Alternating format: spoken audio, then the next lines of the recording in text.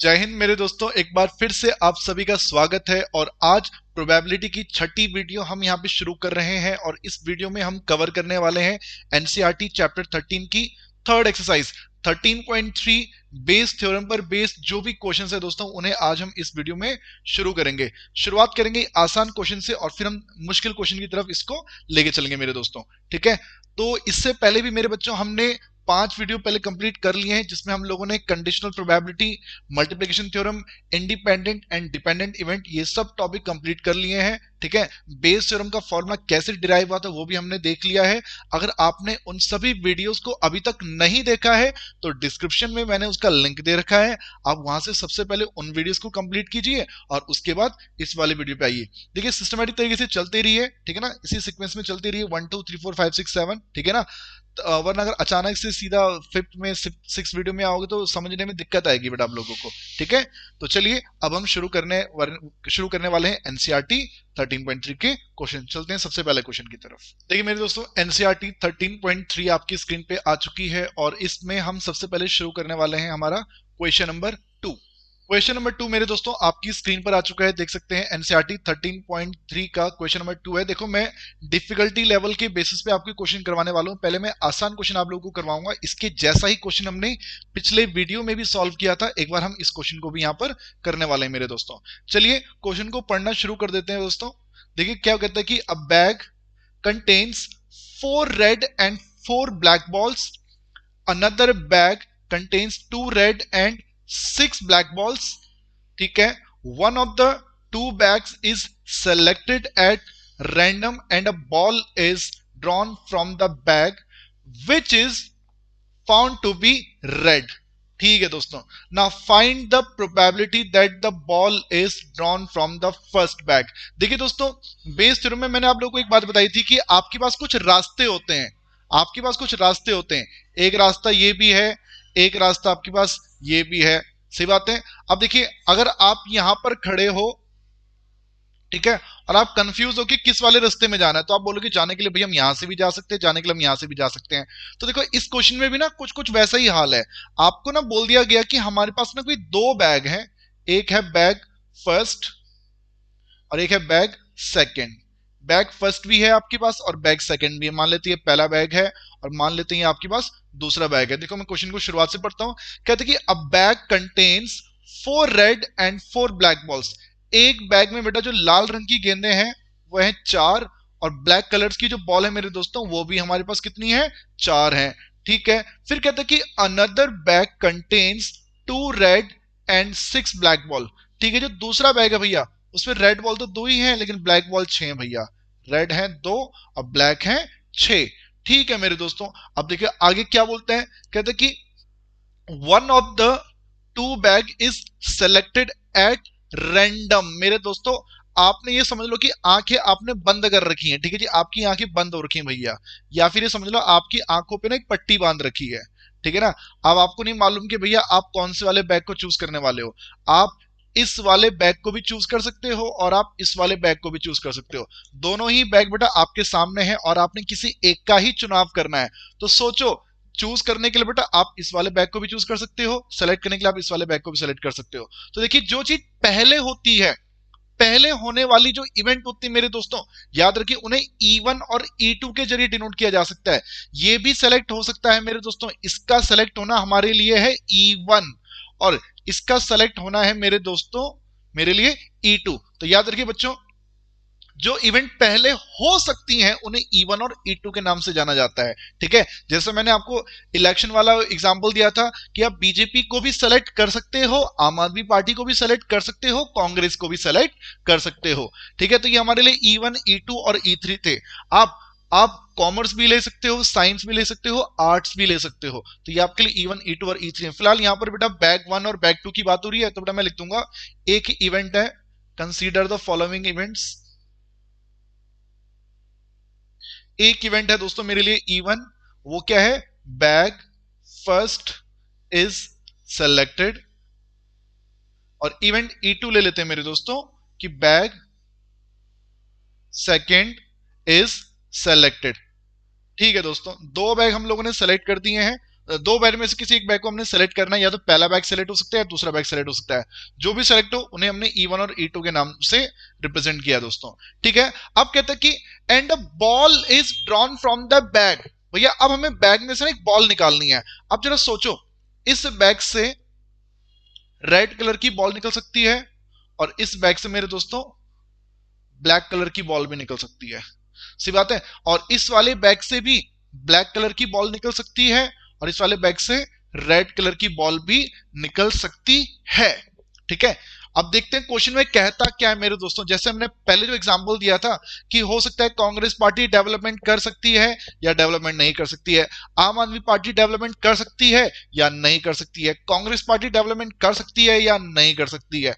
इस टाइप से दोस्तों E1 से ब्लैक बॉल निकल सकती है या ब्लैक बॉल नहीं निकल सकती, E2 से ब्लैक बॉल निकल सकती है या ब्लैक बॉल नहीं निकल सकती, दोनों में ही हो सकता है भाई। तो ठीक है ना, क्वेश्चन में पढ़ते हैं आगे क्या कहता है। कहते हैं कि अ ball is drawn from the bag.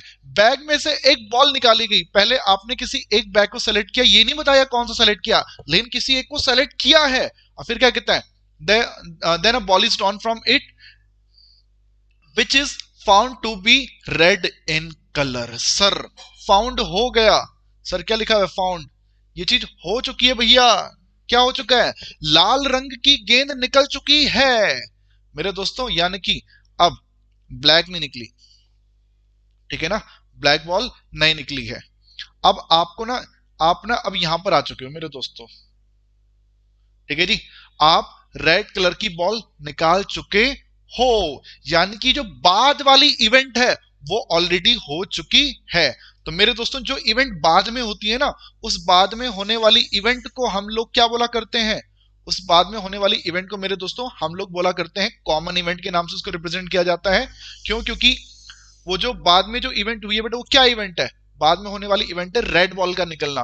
और रेड बॉल मेरे दोस्तों यहां बैग 1 से भी निकल सकती थी और रेड बॉल बैग 2 से भी निकल सकती थी। तो ये एक ऐसी इवेंट है जो E1 और E2 दोनों से जुड़ी हुई है, दोनों से एसोसिएटेड है, और जो कि बाद में होगी, बाद में होना, यानी कि दोस्तों इसको हमने ए से रिप्रेजेंट किया। और ये है क्या दोस्तों, red ball is drawn from the selected bag. जो बैग हमने सेलेक्ट किया है मेरे दोस्तों, उसमें से हमने रेड कलर की बॉल को ड्रॉ किया है। ठीक है सर, अब देखिए ऐसा है ना, अब देखिए मेरे दोस्तों ऐसा है, जो इवेंट हो चुकी होती है उसको हम डिनोमिनेटर में लिखा करते हैं, क्योंकि रेड कलर की बॉल निकल चुकी है। ठीक है, अब आप समस्या में हो भैया कि जो बॉल आपने निकाली है, निकली तो वो रेड कलर की है, पर आपको अब ये नहीं मालूम कि वो यहां से निकली है वो, या वो यहां से निकली है। खुद सोचो, तुम रेड कलर की बॉल ऑलरेडी बैग से निकाल चुके हो, तो कौन से बैग से निकली होगी भाई, लाल रंग की बॉल तो, लाल रंग की बॉल तो यहां पर भी है, लाल रंग की बॉल तो यहां पर भी है। तो जरा सोचिए, बताइए भैया ये बॉल पक्की बात है कहां से निकली होगी, तो तुम भैया श्योरली तो नहीं बता सकते, क्योंकि लाल यहां पर भी है और लाल यहां पर भी है मेरे दोस्तों। तो इस सिचुएशन में आप कंफ्यूजन में हो कि ये बॉल कहां से निकली, इधर से या इधर से। तो मेरे दोस्तों क्वेश्चन को पढ़ते हैं कि क्वेश्चन क्या चाहता है। बोलता है कि find the probability that the ball is drawn from the first bag. Question भी मानता है भैया निकलने के चांसेस यहां से भी हैं, निकलने के चांसेस यहां से भी हैं, लेकिन तुम प्रोबेबिलिटी अब इस चीज की निकालो कि वो बॉल कहां से निकली होगी, वो फर्स्ट बैग से निकली होगी मेरे दोस्तों।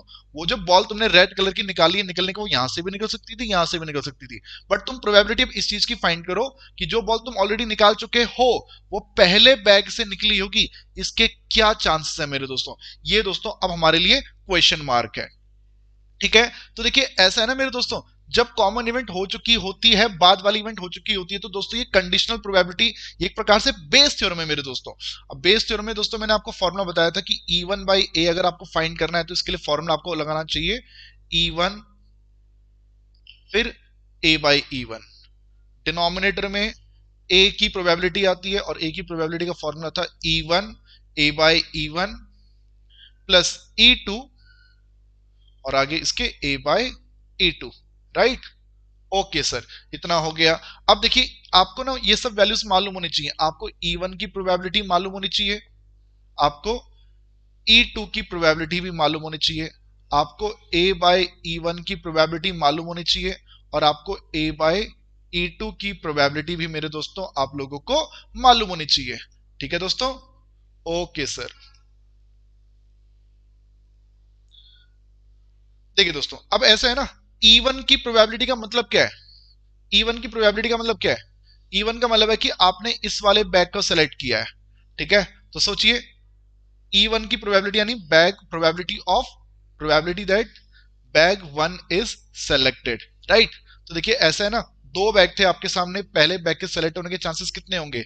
1/2। लेकिन जरूरी नहीं है पहले बैग सेलेक्ट हो, सेलेक्ट होने के तो दूसरा बैग भी सेलेक्ट हो सकता है। तो E2 की प्रोबेबिलिटी भी क्या हो जाएगी दोस्तों? तो आप यहां पर भी क्या बोल देंगे? ये भी हमारा 1/2 के इक्वल है। लेकिन अब जरा सोचिए A/E1 का मतलब क्या है कि अगर बैग वन सेलेक्ट हो चुका हो तो ए की प्रोबेबिलिटी क्या होगी दोस्तों?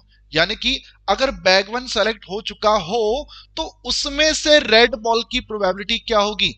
E1/A बोल रहा हूं मेरे दोस्तों। जो चीज डिनोमिनेटर में होती है वो हो चुकी होती है, जो चीज न्यूमरेटर में होती है वो आपको फाइंड करनी होती है। तो मेरे दोस्तों मैं आपसे कहता हूं कि अगर बैग वन सेलेक्ट हो चुका है तो उसमें से रेड बॉल की प्रोबेबिलिटी क्या होगी? तो आप बोलेंगे भैया टोटल बॉल है 8, उसमें से रेड कितनी है? 4। तो दोस्तों इसकी प्रोबेबिलिटी हो जाएगी 4/8, क्योंकि टोटल 8 बॉल है और मुझे निकालनी रेड है, तो ये हो गया 4/8। ठीक है, ऐसी A/E2, अगर E2 हो चुका हो तो अब A की प्रोबेबिलिटी क्या होगी? यानी कि अगर सेकंड बैग सेलेक्ट हो चुका हो तो सेकंड बैग में से रेड बॉल की प्रोबेबिलिटी क्या होगी मेरे दोस्तों? तो सोचिए, सेकंड बैग में रेड बॉल है कितनी? तो आप बोलेंगे 2 है। टोटल कितनी है? तो आप बोल देंगे 8 है। तो रेड के निकलने के चांसेस कितने हैं? तो आप बोल देंगे भैया वो है 2/8। तो अब आपने करना क्या है? इन सभी वैल्यूज को मेरे दोस्तों आपने यहाँ पे पुट करना है। E1 था 1/2, A/E1 था 4/8, ऐसे डिनोमिनेटर में 1/2, 4/8 प्लस 1/2 और इसकी वैल्यू थी 2/8, राइट? Okay sir. अब देखिए न्यूमरेटर में आ जाएगा 4/16, डिनोमिनेटर में रहेगा 4/16 जमा 2/16, और इसको भी आप लिख सकते हैं दोस्तों 4/16 अपॉन में 6/16, और यहां पर आप देख सकते हैं 16 से 16 कैंसिल हो जाएगा, आपके पास बचेगा 4/6, और 4/6 का मतलब होता है 2/3। यानी कि मेरे दोस्तों अगर रेड कलर की बॉल तुम निकाल चुके हो तो उसके फर्स्ट बैग से निकलने के चांसेस जो है वो 2/3 होंगे मेरे भाइयों और मेरे बहनों। मैं मान के चल रहा हूं आपको ये बात समझ में आई होगी। और अब हम चलने वाले हैं सीधा नेक्स्ट क्वेश्चन की तरफ। चलिए दोस्तों, अब हम चल रहे हैं एनसीईआरटी के थर्ड क्वेश्चन की तरफ। क्वेश्चन नंबर 3 मेरे दोस्तों आपकी स्क्रीन पे देखिए आ चुका है। क्वेश्चन नंबर 3, इस क्वेश्चन को पढ़ते हैं दोस्तों एक एक करके। देखिए क्या बोला गया क्वेश्चन नंबर 3 में, कहता है कि of the students in a college it is known that 60% reside in hostel and 40% are day scholars. देखिए मेरे दोस्तों ऐसा होता है, कॉलेज में जब आप एडमिशन लेते हैं तो होता क्या है ना, कुछ स्टूडेंट्स जो हमारे होते हैं वो हॉस्टल में रहा करते हैं, और कुछ जो हमारे स्टूडेंट्स होते हैं वो हॉस्टल में नहीं रहते भाई। घर से हॉस्टल, घर से कॉलेज गए, कॉलेज से घर गए। बाकी कुछ जो, यानी उनको नाम दिया जाता है डे स्कॉलर, डे स्कॉलर। ठीक है जी। अब देखो दो तरह के बच्चे हैं। ये बच्चे कौन से होंगे भैया? जैसे यूपी, बिहार, हरियाणा, यहाँ दूसरे अलग अलग राज्यों के बच्चे दिल्ली में पढ़ने के लिए आते हैं। ठीक है, तो ये क्या करते हैं यहाँ दिल्ली में, ये लोग क्या हॉस्टल ले लेते हैं मेरे दोस्तों। तो हॉस्टल गए, हॉस्टल से कॉलेज गए, कॉलेज से हॉस्टल गए, तो इनका ये चलता है। लेकिन बेटा जो दिल्ली का ही बच्चा है वो अपने कॉलेज अगर जा रहा है तो उसको हॉस्टल लेने की जरूरत ही नहीं है ना, उसका घर तो पास में ही है। तो इस तरह के स्टूडेंट्स को हम क्या बोला करते हैं दोस्तों? ये हमारे लिए होते हैं डे स्कॉलर्स होते हैं। ठीक है, अब जरा क्वेश्चन को पढ़ते हैं आगे। कहता है कि it is known that 60% reside in hostel. मेरे दोस्तों बोला गया कि इस हॉस्टल में जो बच्चे रहते हैं वो 60% बच्चे रहते हैं। और तो सोचिए डे स्कॉलर वाले कितने होंगे? 40% होंगे। यानी सोचो अगर कुल मिला के 100 स्टूडेंट है तो 100 में से 60 तो हॉस्टल में जाएंगे और 40 जो बेटा हमारे डे स्कॉलर होंगे। ठीक है, टोटल स्टूडेंट्स अगर हमारे कॉलेज में 100 है तो उस 100 में से 60% स्टूडेंट यानी 60 बच्चे हमारे हॉस्टल में रहते होंगे, और डे स्कॉलर वाले बच्चे कितने रहते होंगे बेटा? 40%। ओके, फिर कहता है कि previous year results report that 30% of all the student who reside in hostel attain A grade. बोला गया भैया जितने भी बच्चे इसके अंदर गए हैं ना, जितने भी गए हैं, कितने गए हैं? 60% गए हैं। ठीक है, यानी कि अगर टोटल 100 बच्चे थे तो इसके अंदर कितने गए? इसके अंदर 60 स्टूडेंट्स गए हैं। तो उस 60 का 30% स्टूडेंट, यानी कि 30% स्टूडेंट ऐसे हैं जिनको क्या मिला है मेरे दोस्तों? ए ग्रेड मिला है, ए ग्रेड, भैया स्कूल में पढ़ने जा रहे हैं और बहुत अच्छे से पढ़ाई कर रहे हैं, ठीक है। लेकिन सारे बच्चे पढ़ाई नहीं कर रहे हैं, सारे बच्चे नहीं पढ़ाई कर रहे। हॉस्टल में गए कितने बच्चे थे? 60% बच्चे गए थे, और उस 60% का 30% स्टूडेंट ऐसे हैं जो पढ़ने में बहुत ही अव्वल दर्जे के रहे हैं, यानी उनको ए ग्रेड मिला है। कहने का मतलब क्या है कि 100 स्टूडेंट थे कॉलेज में, 60% गए कहां पे? हॉस्टल। उस हॉस्टल में भी जो गए बेटा उनका 30% यानी कि 18 बच्चे ऐसे हैं जिन्हें ए ग्रेड मिला है मेरे दोस्तों। 60 में से 18 बच्चे ऐसे हैं जिन्हें ए ग्रेड मिला है मेरे दोस्तों, राइट। तो इसकी वैल्यू सॉल्व करके बेटा 0.3 समथिंग आ जाएगी, ओके, ठीक है। तो उसका आप डायरेक्टली सिंपली ऐसे 30% भी तो कह सकते थे ना, 30/100, राइट। ठीक है सर, चलो क्वेश्चन को पढ़ते हैं आगे, क्वेश्चन को एक बार आगे पढ़ते हैं, फिर यहां पे आएंगे दोबारा से, ओके। फिर क्या कहता है मेरे दोस्तों, कहता कि and 20% of the day scholar attain A grade. मेरे दोस्तों बोला गया 100 में से जो 40% बच्चे डे स्कॉलर थे, यानी जो दिल्ली वाले ही बच्चे हैं, ठीक है ना, ये भैया दिल्ली के बच्चे हैं, इनको एडमिशन तो मिल गया, लेकिन भैया ये ज्यादा मेहनत नहीं कर रहे हैं। ज्यादा मेहनती वाले बच्चे कौन से हैं? हॉस्टल वाले बच्चे ज्यादा मेहनती है मेरे दोस्तों। बोला गया कि जो बच्चे हॉस्टल में थे उनमें तो 30% बच्चों ने ए ग्रेड अटेन किया है, लेकिन जो ये हमारे डे स्कॉलर थे, डे स्कॉलर, उस डे स्कॉलर में 20% स्टूडेंट्स ने ही ए ग्रेड स्कोर किया है। यहां पर ओनली 20% ही बच्चे ऐसे हैं जिनको बेटा ए ग्रेड मिला है।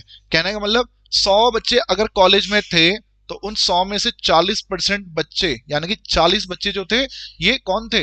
ये डे स्कॉलर वाले थे, राइट, ठीक है। अब उस 40 में भी 20% बच्चे हमारे ऐसे हैं जिन्होंने की ए ग्रेड अटेन करी है, यानी कि 8 ही बच्चे हैं, 8 ही स्टूडेंट्स ऐसे हैं जिन्हें ए ग्रेड मिला है, यानी कि जो पढ़ने में अच्छे हैं, यानी कि बाकी के 32 गधे हैं, नालायक पढ़ाई नहीं करते हैं। चलो ठीक है भाई, अब कोई नहीं, तो ठीक है दोस्तों, इतना हम लोगों को पता चल चुका है। अब देखो यहां पर ना मैं एक चीज समझ पा रहा हूं, एक स्टूडेंट,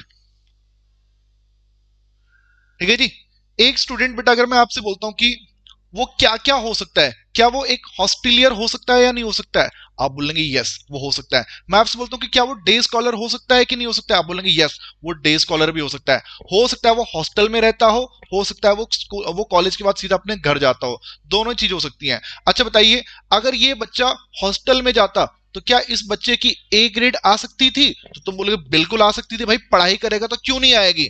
और लाने वाले बच्चे तो ला रहे हैं भैया ए ग्रेड, 30% स्टूडेंट है ऐसे हॉस्टल में जो ए ग्रेड लेके आ रहे हैं। अच्छा सोचिए अगर ये बच्चा डे स्कॉलर होता, डे स्कॉलर होता तो क्या इसकी ए ग्रेड आ सकती है भाई? तो तुम बोलोगे बिल्कुल आ सकती है भैया, पढ़ने वाले बच्चा होगा तो ए ग्रेड लाएगा।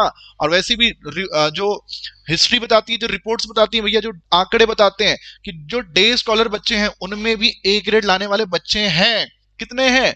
20% है, भले ही हॉस्टल वालों के मुकाबले कम है, लेकिन ए ग्रेड आती है। ठीक है दोस्तों, तो ऐसा होता है ना, जब हम किसी स्टूडेंट की बात करते हैं तो वो एक हॉस्टेलियर भी हो सकता है, वो एक डे स्कॉलर भी हो सकता है। यानी कि पहले उस स्टूडेंट को किसी एक चीज को चूज करना पड़ेगा, या तो तुम्हें हॉस्टेलियर बनना है या फिर तुम्हें डे स्कॉलर बनना है। तुम दोनों चीजें नहीं बन सकते भाई, एक बार में कोई एक ही चीज बनोगे, सी बात है। तो एक काम करते हैं, हॉस्टल का सेलेक्ट होना हमारे लिए हो जाएगा E1 और डे स्कॉलर होना हमारे लिए हो जाएगा E2, राइट। अब पढ़ते हैं आगे, कहता कि at the end of the year one student is chosen at random from the college and he has an A grade। मेरे दोस्तों हमसे बोला गया है कि जिस दिन रिजल्ट का दिन था, फाइनल डे था, उस दिन हमसे एक बच्चा टकराया, बड़ा खुश था भाई लड़का, बड़ा खुश था, ठीक है जी। और हमने उससे उसकी खुशी का राज पूछा, तो बंदा कहता है कि सर मैं बहुत खुश हूं, मेरी ए ग्रेड आई है। अब सोचो, तुमने उस बच्चे से पूछा कि तू इतना खुश क्यों है, उसने बोला कि सर मेरी ए ग्रेड आई है। अब मैं तुमसे पूछता हूं, बताओ भाई वो जो बच्चा है वो कौन सा वाला बच्चा होगा? क्या वो हॉस्टल वाला बच्चा है या वो डे स्कॉलर वाला बच्चा है? तो तुम्हारे दिमाग में क्या आएगा? तो तुम बोलोगे सर होने को तो वो हॉस्टल वाला भी हो सकता है, क्योंकि वहां के बच्चों की भी तो ए ग्रेड आती है ना, और होने के लिए वो डे स्कॉलर भी हो सकता है, क्योंकि डे स्कॉलर वाले बच्चों की भी ए ग्रेड आती है। जब तक वो बच्चा तुम्हें खुद ना बता दे कि वो डे स्कॉलर है या हॉस्टेलियर है, तब तक तुम्हें पता ही नहीं चलेगा भाई कि वो कहां का बच्चा है, राइट। तो अब देखो प्रोबेबिलिटी क्या कहता है, now what is the probability that the student is a hosteller. अब मेरे दोस्तों आपसे जो क्वेश्चन में पूछा गया है वो आपसे ये पूछा गया है कि अब इस चीज के क्या चांसेस हैं कि वो बच्चा एक हॉस्टल वाला रहा होगा। तो देखो दोस्तों इस तरह के क्वेश्चन में फिर से मैं आपसे बोलना चाहूंगा, consider the following events, consider the following events. जब हम एक स्टूडेंट की बात करते हैं तो भैया सबसे पहले जब वो कॉलेज में एडमिशन लेगा तो सबसे पहले उसको इस चीज का चुनाव करना पड़ता है कि बेटा वो एक हॉस्टिलियर बनना चाहता है या वो एक डे स्कॉलर स्टूडेंट बनना चाहता है, क्या वो हॉस्टल में रिसाइड करना चाहता है या वो अपने घर जाकर पढ़ाई करना चाहता है दोस्तों। तो आप बोलोगे सर कुछ भी हो सकता है, ये भी हो सकता है या ये भी हो सकता है। ये वो इवेंट है जो पहले चूज करनी है, जो पहले हो सकती है। जब कोई इन दोनों में से कोई एक चीज में सेलेक्ट कर लूंगा तो बाद में क्या होगा, तो मेरे दोस्तों बाद में हमें मिलेगी getting A grade, getting A grade. जो इवेंट बाद में हुई है ना मेरे दोस्तों उसको हम बोला करेंगे कॉमन इवेंट ए, क्योंकि ए ग्रेड जो है दोस्तों वो हॉस्टल वाले स्टूडेंट की भी आ सकती है और जो ए ग्रेड है मेरे दोस्तों वो एक डे स्कॉलर स्टूडेंट की भी आ सकती है। और इसने क्वेश्चन में बोल दिया कि ए ग्रेड तो आ चुकी है, ए ग्रेड जो है वो आ चुकी है। अब तुम हमें ये बताओ कि वो जो स्टूडेंट है वो कहाँ का बच्चा है, वो एक हॉस्टल वाला बच्चा है, इसके क्या चांसेस हैं भाई। तो देखो भाई तुम्हारे दिमाग में क्वेश्चन आएगा, क्वेश्चन क्या तुम्हारे दिमाग में सबसे पहले फॉर्मूला आएगा कि अगर E1 बाई ए फाइंड करना है तो इसके लिए फॉर्मूला क्या है, E1 A by E1 upon में E1 A by E1 plus E2 A by E2, right. तो इन सब की वैल्यूज बट आपको फाइंड करनी पड़ेगी। आपको E1 की प्रोबेबिलिटी लिखनी पड़ेगी, आपको E2 की प्रोबेबिलिटी लिखनी पड़ेगी, आपको A बाई E1 की प्रोबेबिलिटी लिखनी पड़ेगी और आपको A बाई E2 की भी प्रोबेबिलिटी को लिखना पड़ेगा। तो सोचिए E1 का मतलब क्या है मेरे दोस्तों, E1 का मतलब था कि वो स्टूडेंट एक हॉस्टल वाला है। तो टोटल स्टूडेंट की अगर बात करें बेटा, कुल स्टूडेंट्स की अगर बात करें तो टोटल स्टूडेंट अगर हमारे पास 100 हैं तो उस 100 में से हॉस्टल वाले कितने होते हैं, तो आप बोलते हो 60 होते हैं। हमारे जो हॉस्टल वाले होते हैं वो 100 में से 60 बच्चे होते हैं। तो बेटा बाकी के 40 कौन है भैया, वो डे स्कॉलर हैं दोस्तों, वो डे स्कॉलर हैं। अब सोचिए मेरे दोस्तों 60 बच्चे चले गए हॉस्टल में बट ए ग्रेड कितनों की आई, 30% बच्चों की आई। तो आप कह सकते हैं कि 18 बच्चों की, इस 60 में से 30% यानी 18 बच्चों की ही ए ग्रेड आई। तो या तो आप बेटा लिखने को बेटा या तो आप इसको 18/60 कर लो। क्यों, क्योंकि हॉस्टल में गए कितने बच्चे थे, आप बोलोगे 60 बच्चे गए थे, उस 60 में से उस 60 में से मेरे दोस्तों ए ग्रेड कितने की आई, तो बोलोगे मात्र 18 ही बच्चों की आई। तो जब आप इसको सॉल्व करोगे ना बेटा तो आपका आंसर आएगा 0.3। और आपने इसको ऐसे लिखा है, ऐसे लिखने की आपको जरूरत ही नहीं थी। आपको क्वेश्चन में डायरेक्टली बोल दिया था कि जो हॉस्टल में जितने बच्चे गए हैं उसमें से 30% बच्चों की क्या आई है, ए ग्रेड आई है। तो आप इसको 30/100 भी लिखना चाहो तो 30/100 भी इसको लिख सकते हो दोस्तों।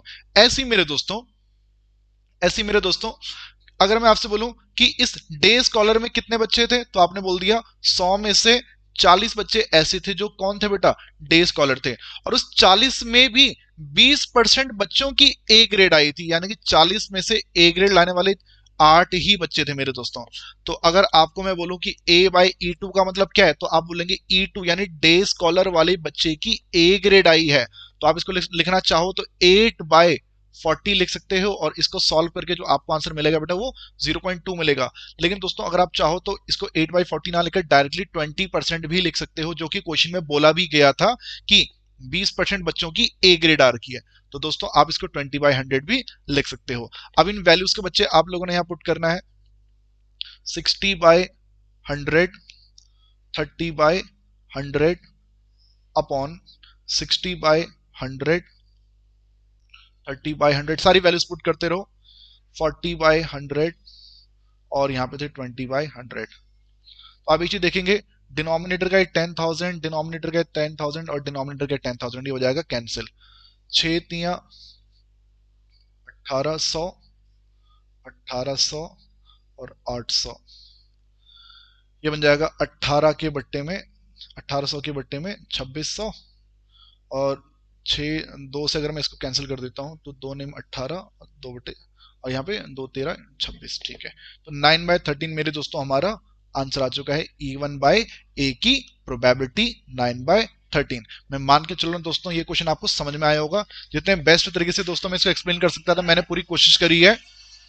ठीक है, अब हम चलेंगे सीधा नेक्स्ट क्वेश्चन की तरफ मेरे दोस्तों। देखिए दोस्तों क्वेश्चन आपकी स्क्रीन पे आ चुका है और बोला जाता है दोस्तों कि an insurance company insured 200 scooter drivers, 400 car drivers and 600 truck drivers. अच्छा भाई देखो भैया स्कूटर चलाने वाले कितने लोग हैं? 2000। कार चलाने वाले कितने लोग हैं? 4000। और ट्रक चलाने वाले कितने लोग हैं दोस्तों? आप बोल देंगे ट्रक चलाने वाले 6000 लोग हैं। ठीक है, तो टोटल ड्राइवर्स कितने हो गए बेटा हमारे पास? टोटल ड्राइवर्स की संख्या कितनी होगी? 2000, 4000 और 6000। आप बोल देंगे 12000 हो चुकी है दोस्तों। ठीक है, अब कहता है कि the probability of an accident are 0.01, 0.03, 0.15। मेरे दोस्तों देखो ऐसा है ना, स्कूटर वाले का भी एक्सीडेंट हो सकता है, कार वाले का भी एक्सीडेंट हो सकता है और ट्रक वाले का भी एक्सीडेंट हो सकता है। देखो स्कूटर वाले के एक्सीडेंट के चांसेस दे रखे हैं, कार वाले के एक्सीडेंट के चांसेस भी दे रखे हैं और ट्रक वाले के भी एक्सीडेंट के चांसेस दे रखे हैं। हालांकि ट्रक वाले के एक्सीडेंट के चांसेस देखो यहाँ पे सबसे ज्यादा है रिस्पेक्टिवली। ठीक है, कहते कि one of the insured person meets with an accident. देखो मेरे दोस्तों ऐसा है ना, इंश्योरेंस कंपनी ने इनका भी इंश्योरेंस कर रखा था, इनका भी इंश्योरेंस कर रखा था, इनका भी इंश्योरेंस कर रखा था। देखो ऐसा होता है ना, जब किसी का भी एक्सीडेंट अगर होता है तो इंश्योरेंस कंपनी को भैया उसे पैसा देना पड़ता है। जिस भी बंदे का एक्सीडेंट हुआ है उसके घर वालों को जो भी उसका नुकसान हुआ है, उसकी गाड़ी वगैरह ठीक करवानी पड़ती है। ठीक है ना, अब वो डिपेंड करता है कि भैया कितना उसको नुकसान हुआ है, तो उसके बिहाफ पर बेटा इंश्योरेंस कंपनी क्या करती है? उस बंदे को पैसा देती है उसके नुकसान का। ठीक है ना, उसकी क्षतिपूर्ति करती है भैया। ठीक है, तो देखो ऐसा है ना बच्चे, कहता है कि one of the insured person meets with an accident.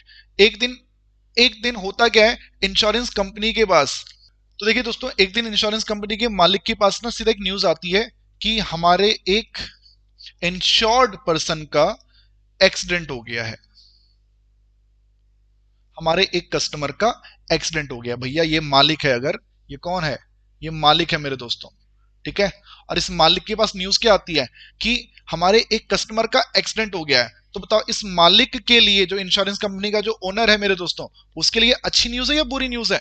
तो आप बोलेंगे उसके लिए बुरी न्यूज है। क्यों? क्योंकि जिसका एक्सीडेंट हुआ है अब इस मालिक ने उस कस्टमर को पैसे पे करने पड़ेंगे बेटा, उसके नुकसान की भरपाई करनी पड़ेगी। तो बेटा ये इसके लिए बुरी न्यूज है।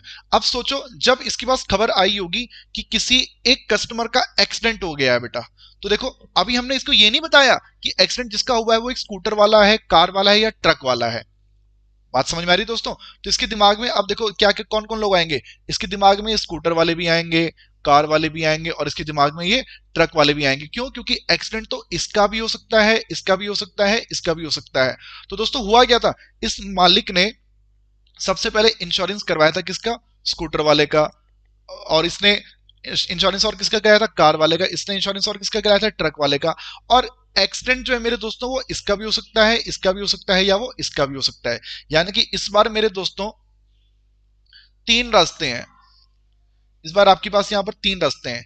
ये है स्कूटर वाला, ये है कार वाला, ये है ट्रक वाला। ठीक है, और ये तीनों लोग बेटा कहां मिल रहे हैं? ये मिल रहे हैं एक्सीडेंट पे। क्योंकि खबर आपके पास क्या आई है बेटा कि एक्सीडेंट हो चुका है, यानी कि बाद वाली इवेंट हो चुकी है मेरे दोस्तों।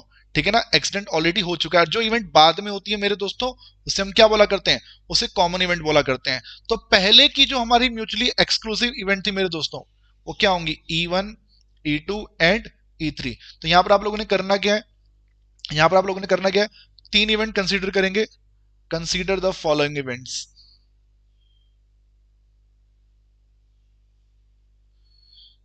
पहला बंदा होगा हमारा स्कूटर वाला, दूसरा बंदा हमारा होगा कार वाला और तीसरा बंदा हमारा होगा कौन? ट्रक वाला। ठीक है, बट कोई भी इंश्योर्ड पर्सन क्यों ना हो बेटा, एक्सीडेंट तो हर किसी का हो सकता है यार। तो एक्सीडेंट का होना क्या है मेरे दोस्तों? ये एक कॉमन इवेंट है भाई। ठीक है, और इस क्वेश्चन में बोलता है कि एक्सीडेंट ऑलरेडी हो चुका है। कहां लिखा है ऐसा? भाई लिखा हुआ है ना, insured person meets with an accident. भैया मीटिंग हो गई एक्सीडेंट के साथ। ठीक है, अब क्या बोलते हैं ना, what is the probability that he is a scooter driver. अब इसके क्या चांसेस हैं कि वो कौन है, वो एक स्कूटर वाला है। देखो जब बंदे का एक्सीडेंट हो चुका है तो आपके दिमाग में क्या चलेगा कि वो तो ये भी हो सकता है, ये भी हो सकता है, या ये भी हो सकता है। तो होने के लिए तो कोई भी हो सकता है, ठीक है ना।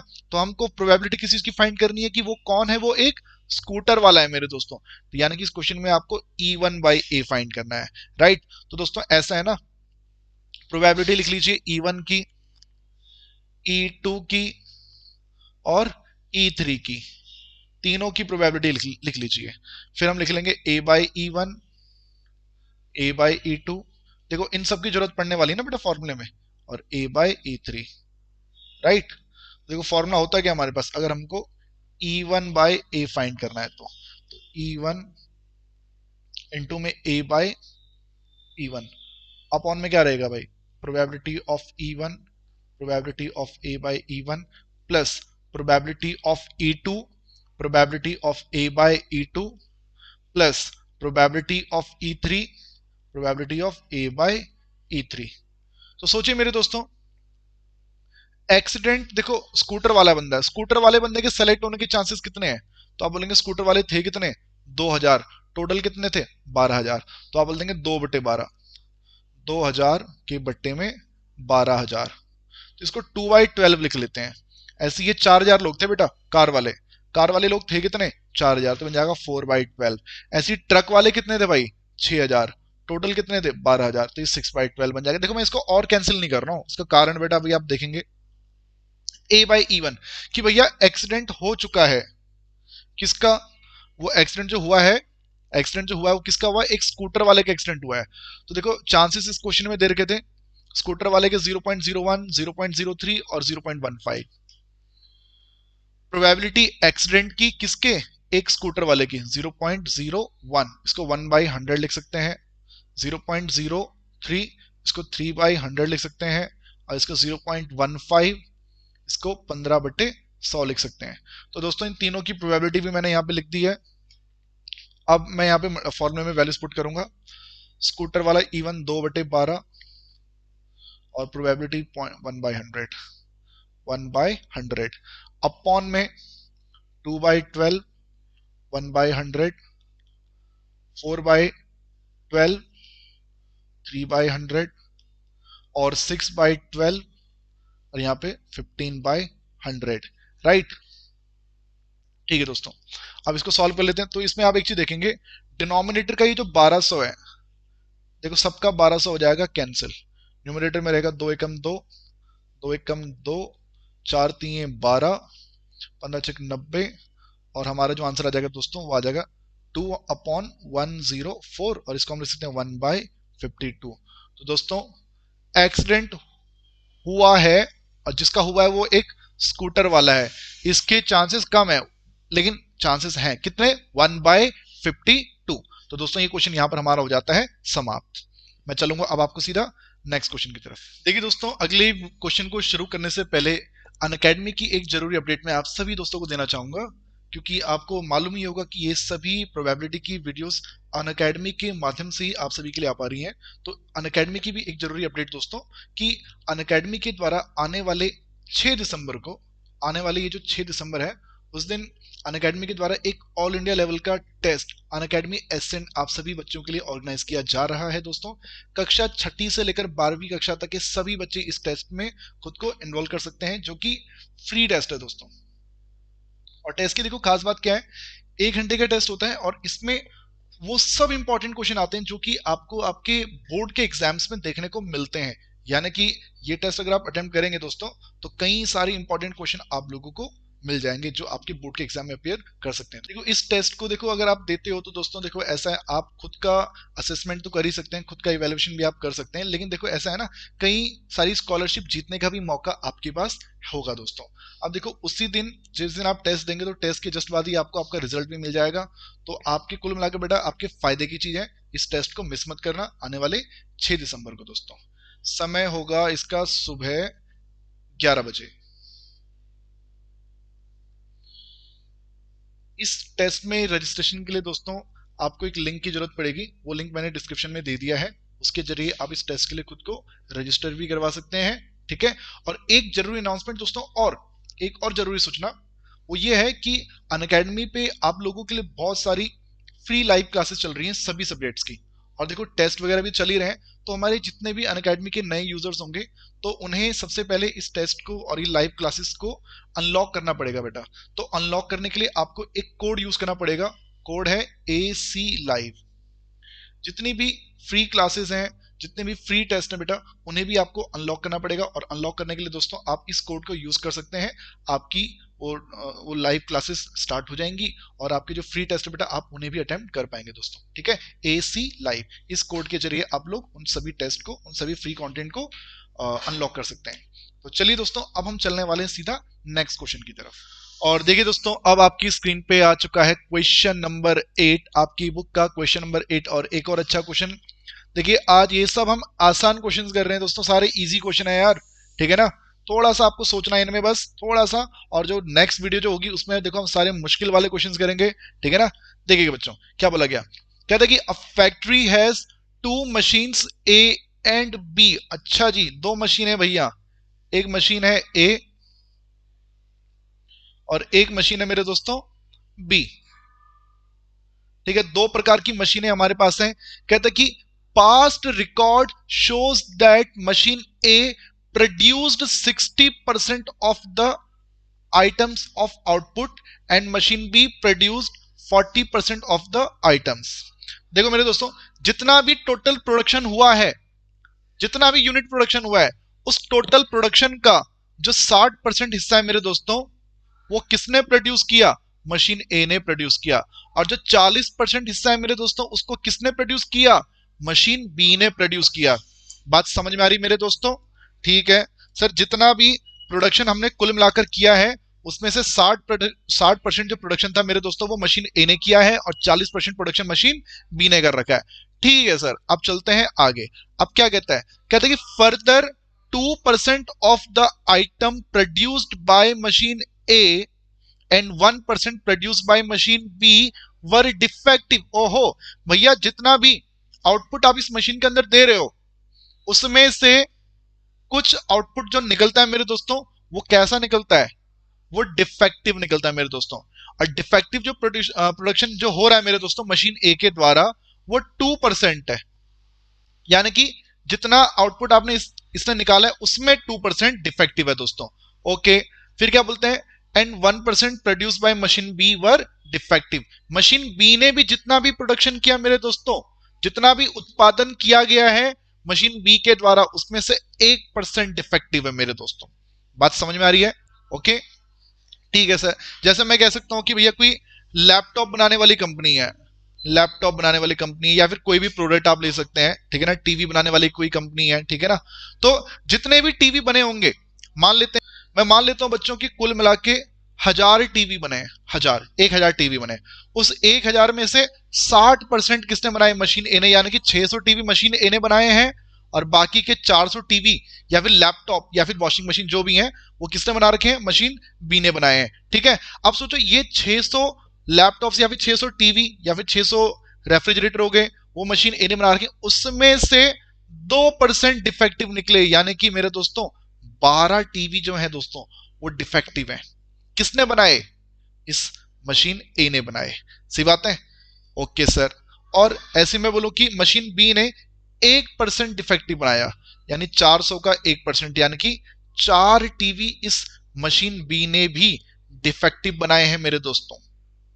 बात समझ में आ रही बच्चों? यानी कि जितना भी टोटल प्रोडक्शन हो रहा है उस टोटल प्रोडक्शन में 60% हिस्सा मशीन ए ने बनाया है, 40% हिस्सा जो है बेटा वो मशीन बी ने बना रखा है। और जो भी मशीन ए का टोटल प्रोडक्शन है उसमें से 2% डिफेक्टिव है और मशीन बी ने जितना भी प्रोडक्शन किया उसमें से 1% डिफेक्टिव है दोस्तों। ठीक है सर, एक एग्जांपल के माध्यम से मैंने ये आपको समझाया था। जैसे मैंने 1000 वाला एग्जांपल लिया है, आप 10,000, 1 लाख, 100 कुछ भी ले सकते हो भाई। ठीक है, ओके सर, चलो ठीक है। अब जरा सोचिए भाई, पहले तो किसी मशीन का सिलेक्शन होगा ना, डिफेक्टिव आइटम तो बाद में बनेगा। पहले या तो आपको मशीन ए सेलेक्ट करनी होगी या मशीन बी सेलेक्ट करनी होगी। डिफेक्टिव आइटम तो बाद में बनेगा, और जो इवेंट बाद में होती है उसे हम कॉमन इवेंट बोलते हैं, उसे हम ए से रिप्रेजेंट करते हैं, उसको हम ए के जरिए रिप्रेजेंट क्या करते हैं। ये हमारे लिए E1 हो गया, और दोस्तों ये हमारे लिए E2 हो गया। मैं मान के चल रहा हूं कि आपको ये बात समझ में आई होगी। अब क्वेश्चन को पढ़ते हैं आगे। कहते हैं कि all the items are put into one stock pile. ठीक है, सारा हमने जितना भी आइटम टोटल बना है उसको हमने सारा इकट्ठा कर दिया है।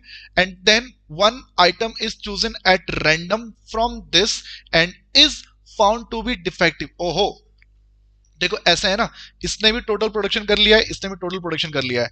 जितने भी टीवी बने भाई, वो सारे टीवी तुम्हारे सामने रख दिए गए हैं। ठीक है ना, सारे तुम्हारे सामने रख दिए गए हैं। और हमने अपने आप बेटा एक आइटम को सेलेक्ट किया, एक टीवी को सेलेक्ट किया, और वो क्या निकला, वो डिफेक्टिव निकला भाई। जो भी इसने बनाया हमने उस सबको इकट्ठा कर दिया, सारे लैपटॉप इकट्ठे कर दिए, सारे टीवी इकट्ठे कर दिए। ठीक है, और फिर उसके बाद मैंने उसमें से एक टीवी सेलेक्ट किया, और भाई वो क्या निकला, डिफेक्टिव निकला। अब बताओ भाई, वो जो डिफेक्टिव पीस निकला है वो कहां से निकला होगा? क्या वो यहां से निकला होगा या वो यहां से निकला होगा?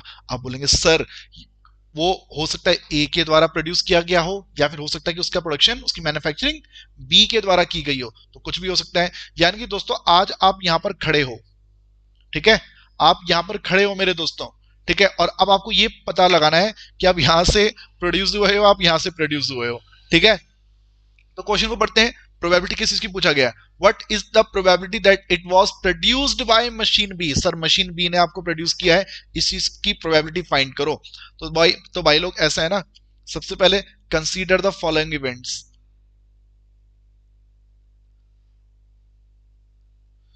Event E1 machine A, event E2 क्या रिप्रेजेंट कर रही है? Machine B. और जब प्रोडक्शन हो चुका है मेरे दोस्तों, तो प्रोडक्ट निकला कैसा है? प्रोडक्ट निकला है डिफेक्टिव, और आपसे बोल दिया गया डिफेक्टिव निकल चुका है, ये इस चीज की प्रोबेबिलिटी निकालो कि वो सेकंड मशीन ने निकाला है। भैया डिफेक्टिव प्रोडक्ट निकल चुका है, उसको प्रोड्यूस किया किसने है? सेकंड मशीन ने उसको प्रोड्यूस किया है। इस चीज की प्रोबेबिलिटी को अब तुम लोग फाइंड करो। तो देखो दोस्तों, प्रोबेबिलिटी फाइंड करनी है E2 बाय ए की। तो देखो दोस्तों ऐसा है ना, आपको चाहिए क्या क्या? E1 E2, आपको चाहिए A बाय E1, और आपको चाहिए A बाय E2। तो E1 का मतलब क्या है कि प्रोडक्शन किसने किया? मशीन ए ने किया। मशीन ए प्रोडक्शन करती कितनी है भैया? 60% करती है, तो 60/100 लिख दो ना, परसेंटेज में है, तो मशीन बी तो 40% ही करेगी, 40/100। ऐसी ए बाय E1 मेरे दोस्तों, ए बाय E1। ए बाय E1 का मतलब कि प्रोडक्शन मशीन ए ने किया है लेकिन वो डिफेक्टिव निकला। ए का मतलब क्या है भाई? कि वो डिफेक्टिव है, तो डिफेक्टिव तो 2% है, और ऐसी बेटा ये कितना हो जाएगा? ये 1% है मेरे दोस्तों। तो बताइए अब आपको इस क्वेश्चन में फाइंड करना क्या है? आपको फाइंड करना था प्रोबेबिलिटी ऑफ E2 बाय ए। तो इसकी प्रोबेबिलिटी हो जाएगी दोस्तों, लेकिन न्यूमरेटर में इस बार E2 है ना, तो E2 A by E2। Denominator में क्या रहेगा भैया? पूरा जो पहले था, E1 A by E1, E2 A by E2, right. Values put कर लेते हैं। E2 की प्रोबेबिलिटी है दोस्तों 40, A बाई E2 की प्रोबेबिलिटी है 2/100, डिनोमिनेटर में 40, साथ में 60,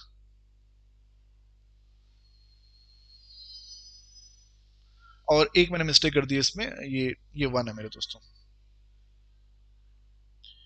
1 1 और ये 2। देखिए वैल्यूज इसमें पुट कर लीजिए। अब देखो डिनोमिनेटर का ये जो 2 बार 100 है, 10,000 वो कैंसिल, न्यूमरेटर में बचेगा 40 इंटू 1, डिनोमिनेटर में 40 और 120, 40 बाय बनेगा 160, और इसकी प्रोबेबिलिटी ये बन जाएगा 1/4। तो मेरे दोस्तों डिफेक्टिव प्रोडक्ट अगर निकला है तो वो सेकंड मशीन से निकला होगा, इसके चांसेस कम है भाई, 1/4 है मेरे दोस्तों। तो ये क्वेश्चन यहां पर हमारा हो जाता है समाप्त। अब देखो जैसे हमने ये क्वेश्चन किया है, सेम इसके जैसे मेरे दोस्तों एक क्वेश्चन नंबर 11 भी है, बस यहाँ पे जो मशीन है ए बी और सी आ चुकी है। ठीक है, तो इस क्वेश्चन को आप लोग घर पे खुद से अपने आप ट्राई करना, इसका आंसर बेटा आप लोगों से जरूर निकलेगा, राइट। चलते हैं हम सीधा नेक्स्ट क्वेश्चन की तरफ। तो देखिए दोस्तों, अब हम देख रहे हैं क्वेश्चन नंबर 9, और क्वेश्चन नंबर 9 में देखो क्या कहता है कि two groups are competing for the position on the board of directors of a corporation. किसी कंपनी में दोस्तों बीओडी बनने के लिए, बीओडी में पोजीशन हासिल करने के लिए कोई दो ग्रुप भैया आपस में लड़ाई कर रहे हैं, ठीक है ना। ठीक है दोस्तों, ये हमारी कंपनी होगी, कोई बड़ा कॉर्पोरेशन हो गया, और एक ग्रुप ये है और एक ग्रुप ये है। ये भैया यहाँ पर ये भी सत्ता हासिल करना चाहते हैं और ये भी यहाँ पर सत्ता हासिल करना चाहते हैं। ठीक है दोस्तों, मतलब भैया जो भी ग्रुप जीतेगा वो कंपनी के लिए डिसीजन ले पाएगा भाई। ठीक है, फिर क्या कहता है कि भैया the probability that the first and second group will win are 0.6 and 0.4। देखो दोस्तों, ऐसा है ना, दो ग्रुप जीत रहे हैं, दो ग्रुप लड़ रहे हैं यहाँ पे। दो ग्रुप है, पहला ग्रुप और दूसरा group, group first group second, ठीक है, या फिर ग्रुप E1 और ग्रुप E2, राइट। ठीक है, तो इनके जो जो जीतने के चांसेस हैं वो हैं 0.6 और 0.4। पहले ग्रुप के जीतने के चांसेस हैं बेटा, the probability the group will win are 0.6 and 0.4 respectively. ठीक है, पहले ग्रुप के जीतने के चांसेस 0.6 हैं और दूसरे ग्रुप के जीतने के चांसेस 0.4 हैं। Okay sir, further if the first group wins the probability of introducing a new product is 0.6। मेरे दोस्तों, अगर पहला ग्रुप जीतेगा तो ये मार्केट में एक नया प्रोडक्ट लॉन्च करेंगे, न्यू प्रोडक्ट। चांसेस इसके कितने हैं भाई? चांसेस लग रहे हैं 0.7। 0.7 चांसेस लग रहे हैं कि भैया अगर ये जीत गए ना भैया तो मार्केट में एक नया प्रोडक्ट जरूर आएगा। लेकिन क्या कहते हैं कि and the corresponding probability is 0.3 if the second group wins। लेकिन दोस्तों, अगर दूसरा ग्रुप जीता तो ये नया प्रोडक्ट लेकर आएंगे, इसके चांसेस कम है भैया। लेकिन जो भी है, ला सकते हैं ये भी, एक नए प्रोडक्ट को मार्केट में इंट्रोड्यूस ये भी कर सकते हैं, लेकिन चांसेस कम है भैया इसके मुकाबले। ठीक है, अब देखो हुआ क्या, अब हुआ क्या, इसने भी लड़ाई लड़ी बीओडी में जीतने के लिए और इसने भी लड़ाई लड़ी भैया बीओडी में सत्ता हासिल करने के लिए। ठीक है, फिर क्या बोलता है, find the probability that the new product introduced. मेरे दोस्तों, नया प्रोडक्ट इंट्रोड्यूस हो गया, मार्केट में एक नया प्रोडक्ट आ गया, पर वो नया प्रोडक्ट कौन लेके आया? पहला ग्रुप लेकर आया या दूसरा ग्रुप लेकर आया? मेरे दोस्तों, मार्केट में नया प्रोडक्ट बाद में आएगा, सबसे पहले तो कोई एक ग्रुप जीतेगा ना। तो जो चीज पहले होती है मेरे दोस्तों, जो चीज पहले हो सकती है वो हम E1 और E2 के जरिए रिप्रेजेंट किया करते हैं। E1 का मतलब क्या है? फर्स्ट ग्रुप विंस, और E2 का मतलब सेकेंड ग्रुप विंस। और एक कॉमन इवेंट, जो भी जीते भैया मार्केट में नया प्रोडक्ट आ गया, new product is launched, right. अब बोलता है कि भैया नया प्रोडक्ट मार्केट में आ चुका है, find the probability that it was introduced by the second group. Second group ने उस प्रोडक्ट को लॉन्च किया है, यानी कि E2 बाय A हमें इस क्वेश्चन में फाइंड करना है दोस्तों। तो देखो भाई लोग, ऐसा है ना, E2 बाय A निकालना है तो देखो आपको PE1 पता होना चाहिए, PE2 पता होना चाहिए, PA बाय E1 पता होना चाहिए, और साथ साथ आप लोगों को PA बाय E2 भी इस क्वेश्चन में पता होना चाहिए दोस्तों। PE1 का मतलब क्या है दोस्तों? PE1 का मतलब फर्स्ट ग्रुप, पहला ग्रुप जीतेगा, इसके जीतने के चांसेस 0.6, दूसरा ग्रुप जीतेगा, उसके जीतने के चांसेस 0.4। अब सोचो, अगर पहला ग्रुप जीता तो पहले ग्रुप के जीतने से नया प्रोडक्ट लॉन्च हुआ होगा, पहले ग्रुप के जीतने से नया प्रोडक्ट लॉन्च हुआ होगा, उसके चांसेस कितने हैं? आप बोल देंगे 0.7। और मेरे दोस्तों, दूसरे ग्रुप के जीतने से नया प्रोडक्ट लॉन्च हुआ होगा, उसके चांसेस कितने हैं? 0.3 है। ठीक है, अब हमें निकालना है क्या क्वेश्चन में? PE2 बाय A, इसका फॉर्मूला आप जानते हैं दोस्तों, E2 A by E2, denominator में आई थिंक ये फॉर्मूला भी अब आप लोगों को याद हो चुका होगा।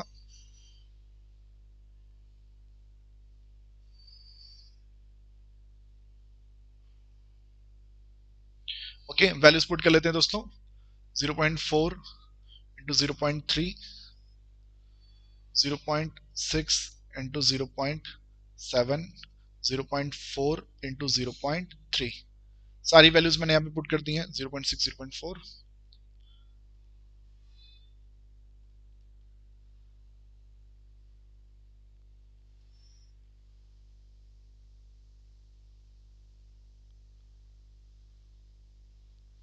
और इसको सॉल्व करके दोस्तों अभी बन जाएगा 4 3 12, 6 7 42, 4 3 12 और 12 के बट्टे में आ जाएगा 54।